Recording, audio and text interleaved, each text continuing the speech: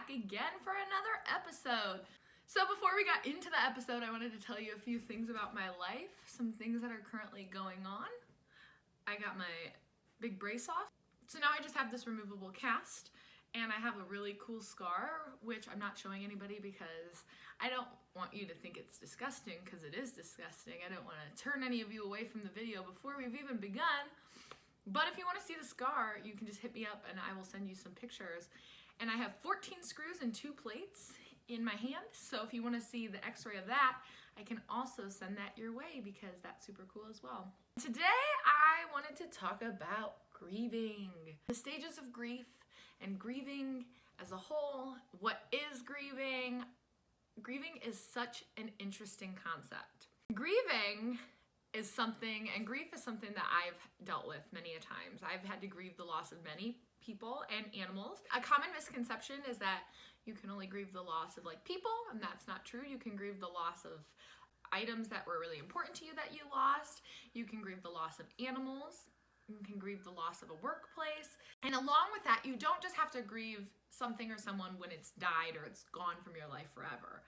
When someone electively chooses to leave your life, or when you've chosen that that person is no longer a good fit for you and you need to leave their life, grieving can still occur even though they're just down the road or maybe in another town or in another state, or if someone moves away, you can still grieve the loss of that individual. So what is grieving and why is it something that we go through? So us humans, we like to have our things. We like to have our experiences and we like to have our people, and we collect these people, these things, these experiences, and they become who we are.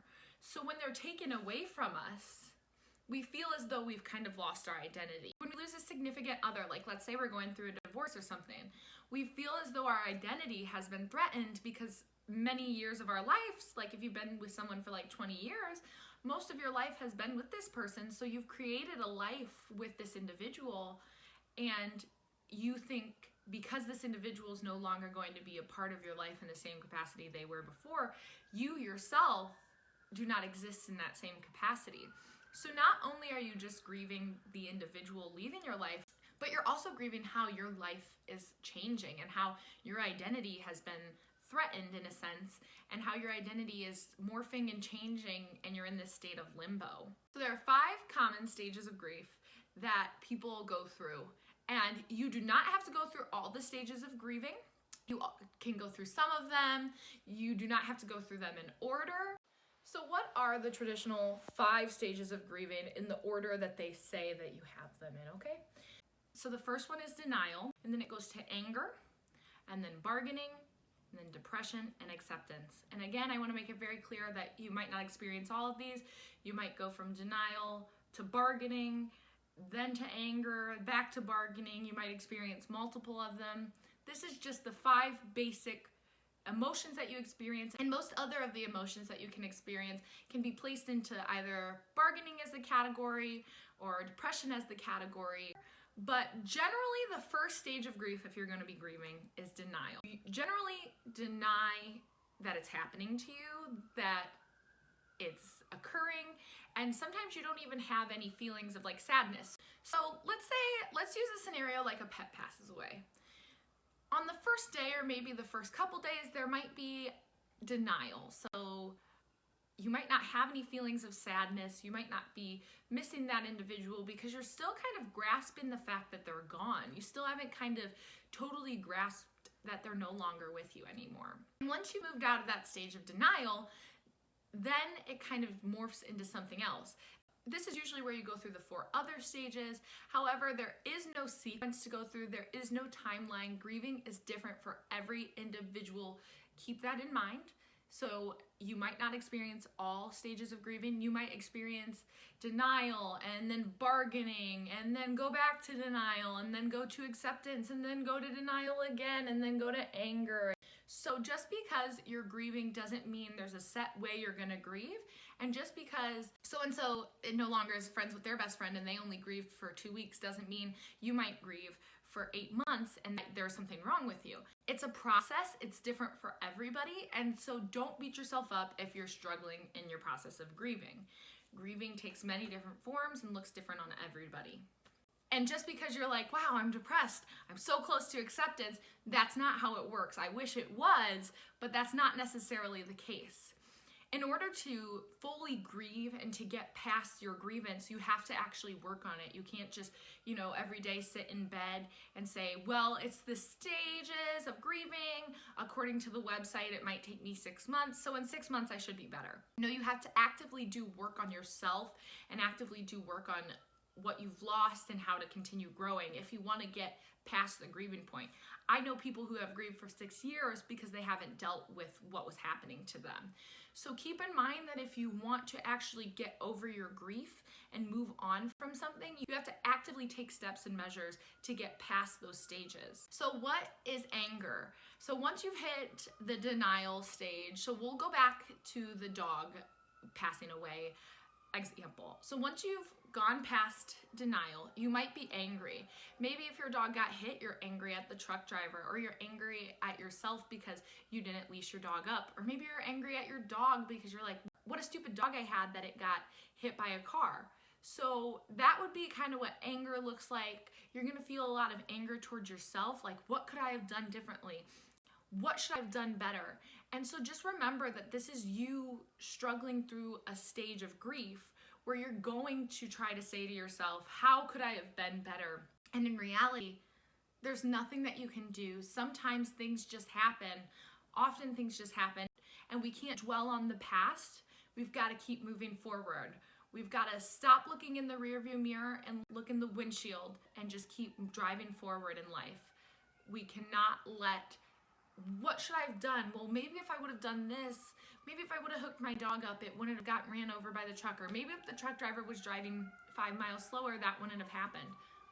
Ultimately, it did happen, and we have to come to terms with the fact that it did happen. Oftentimes, people also deal with a bargaining stage. So a bargaining stage is really common in like breakups and stuff, where a partner will say, well, I'll change X, Y, and Z if you come back. Or if you come back, I promise I won't act like this anymore. So that would be what bargaining kind of look like. And so that doesn't always happen. And it might happen right away before denial. If you're dealing with breakup, you might bargain, no, I promise I'll change, I'll stop drinking, whatever it might be that the person's like leaving you for.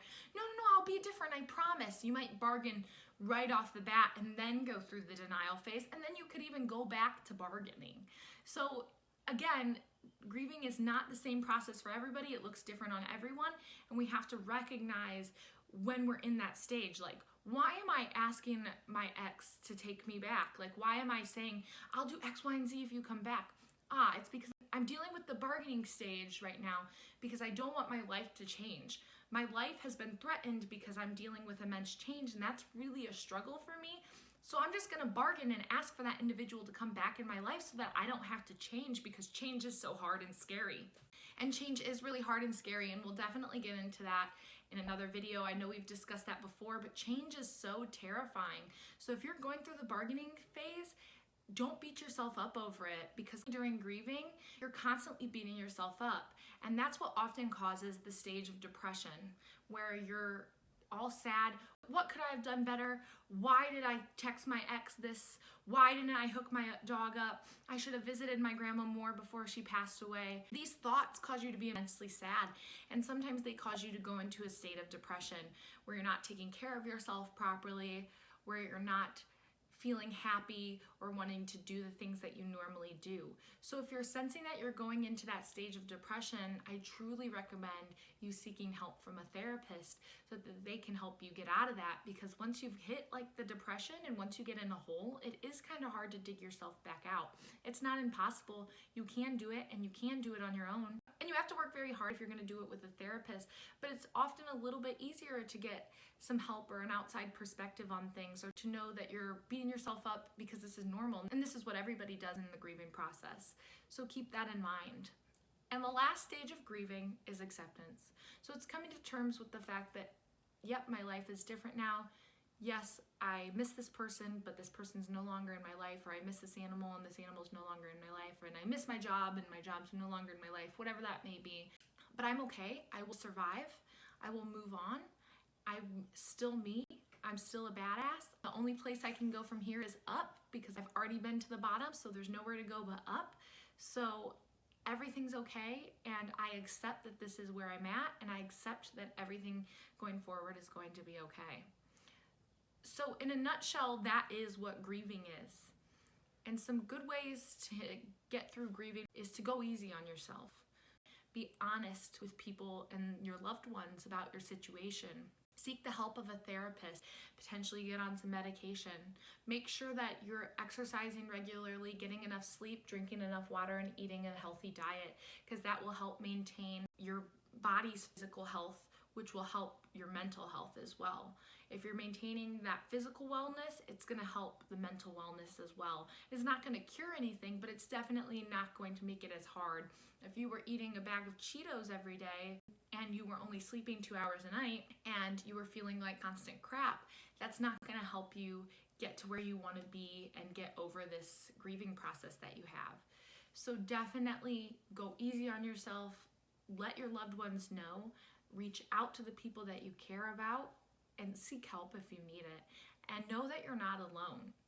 At the end of the day, we always think we're alone. I'm the only person dealing with this. I'm the only person who has to experience this. And that's so not true. There's over 7 billion people in this universe. There's definitely at least one other person dealing with what you're dealing with, and so many more, truly. But we often feel alone because our friends are dealing with it differently, or so-and-so got over their breakup in 2 months. Why is it taking you 10? It's a process. It's a journey for everyone. But we have to take active steps if we want to get over grieving. We can't just expect to jump to the acceptance stage without doing the work in between. So keep that in mind, that like a therapist or good friends will help you go from those stages and can help you recognize where you're at. So also consider reading about what grieving is, reading about the grief process, and joining grief support groups, because they do offer those as well. So definitely look into your resources and attempt to put yourself out there and help yourself to the best of your ability, even though I know it's going to be hard. It's going to feel hard and it's going to feel impossible, because at the end of the day, your reality has been threatened. The life that you know, whether it be you lost your job that you cared a lot about, or you lost your pet or your child, or your best friend no longer wants to be your best friend and you guys were friends for 20 years, whatever the situation may be, you feel as though that person is a part of who you are in your being. And without that person, are you still yourself? You think, therefore you are. I think, therefore I am. I am who I am, and not one person or one job or one animal defines me. So try to keep that in mind going forward if you're dealing with the grieving process. And so with that being said, I would love to talk more about grieving, or like the specific stages of grief, or specific ways that we can handle getting over grieving, or like my own processes of grieving if y'all are interested. So comment down below if you are. And don't forget to thumbs up this video and subscribe to my channel for more content. So with that, I just want to wrap up this video and say, may you all be safe, may you all be well, may you all be happy, and may you all be at peace. Bye. My dog is licking herself. Grief. Welcome to Ipsy. But there are definitely many, oh my gosh, this is something serious is happening. It's probably like a drug bust or something. Knowing Ipsy. But there are 5 common stages of grief. I don't know if this video is gonna happen today. When the pet first passes away, you might not feel. Are you kidding me? What is going on in Ipsy right now?